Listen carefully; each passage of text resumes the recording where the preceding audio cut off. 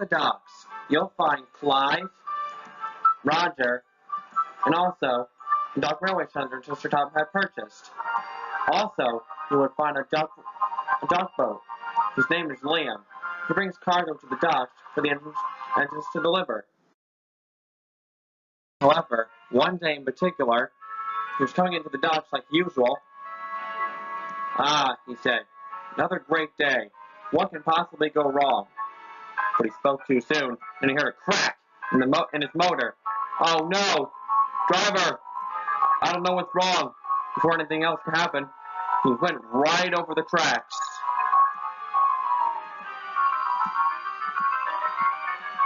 Skidded across the docks until he came to a complete halt. His driver got down to look. He returned shortly. "Your motor cracked," he said. "It's off to the works with you." "Who's going to deliver my cargo then?" he asked. "Don't worry, it'll be looked after." Next morning, Thomas arrived with the mixed train to the docks. He saw no boat arrived. "That's strange," he thought. "I know Liam's at the works, but who's taking his place?" He blew his whistle.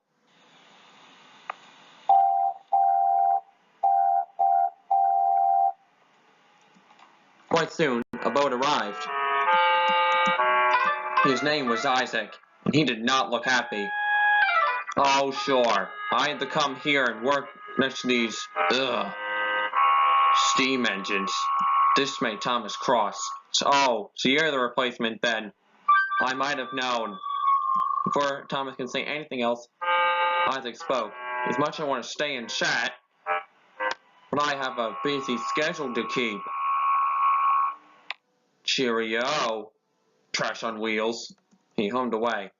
This made Thomas even crosser. "We need Liam back," he said. Isaac was still grumbling when Neil came up with some box vans.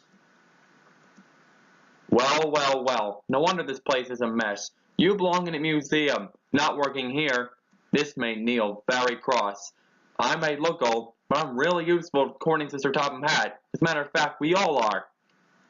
"Useful? Ah!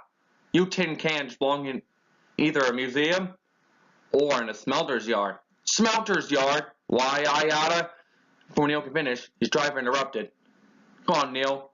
Don't bother to argue with him. He is all stuck up." Then there was trouble again.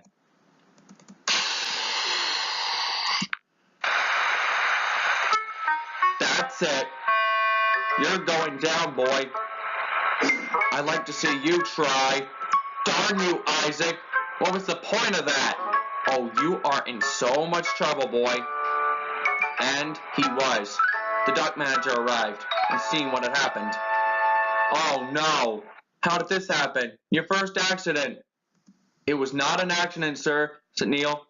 "He did this on purpose." "Well put," said Neil's fireman. "Isaac lost his temper and knocked Neil's train off the rails." "That's it.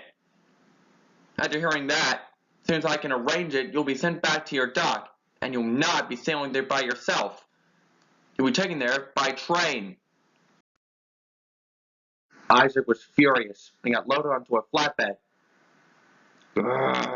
"Why?" he said. Then he got an idea. "Hey, you trucks, whoever's pulling us, let's knock them off the rails. How about it?" "Yeah, yeah, yeah. We'll do it for you," said the brake van. Then they saw who was pulling them. "Oh, hello, Isaac," said Thomas. "You're not going to cause any trouble today, are you?" No, sir. No problems." "Good. Now, let's go." And off they went. Little did Thomas know that Isaac was up to something. Trouble laid ahead. Thomas stopped at a signal. Then all of a sudden, Isaac yelled, "Now!" he said, and the trucks ran into each other, ran Thomas down the rails. Thomas was shocked and startled. He looked back. "Stop right now!" he yelled. "Never!" said Isaac. "Oh no!" said Thomas. They got pushed onto a wrong line. Ahead was a tunnel under repair. Thomas's driver rose steam and braked hard, but it was too late. Into the tunnel they went.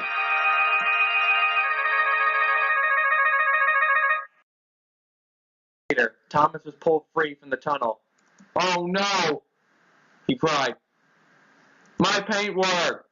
Darn you, Trucks! What was the meaning of all this?" "It wasn't our fault. Isaac told us to do it. If he didn't tell us, we wouldn't have done it."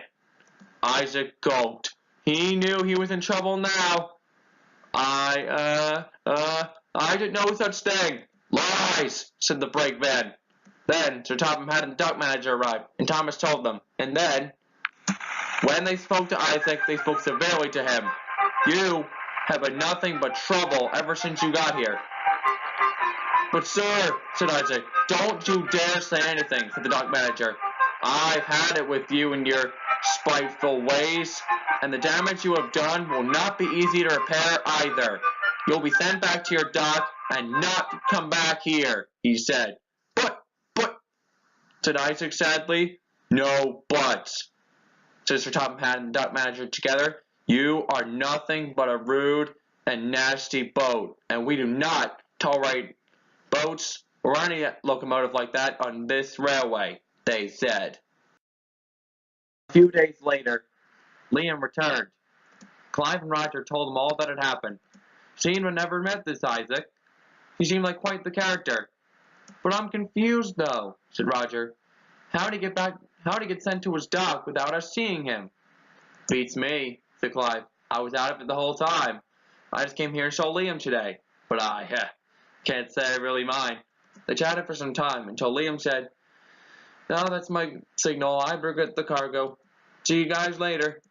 And off he went, and Clive went to do some shunting. Roger was left alone. How did he get sent to his dock without us seeing him? Or was he sent to his dock?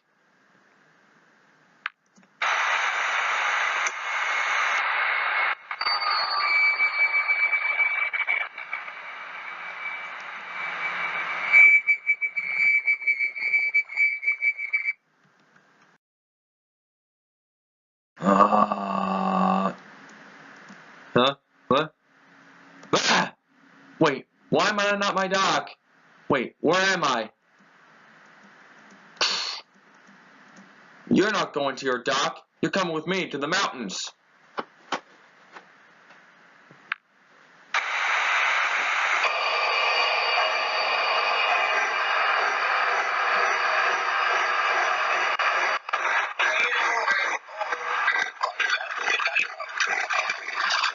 No!